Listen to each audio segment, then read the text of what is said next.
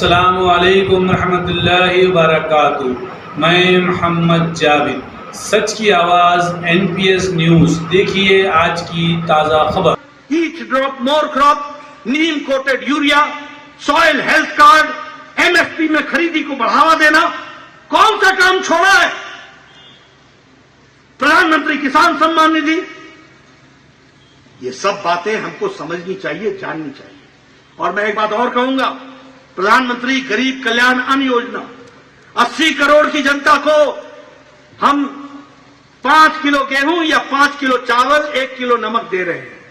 और हिमाचल प्रदेश में इस 80 करोड़ में 28,60,000 लोग यहां भी हैं। मोदी जी ने कहा कि कोई व्यक्ति गरीब सोए भूखे नहीं सोएगा। यह बदलता हिमाचल, यह बदलता भारत।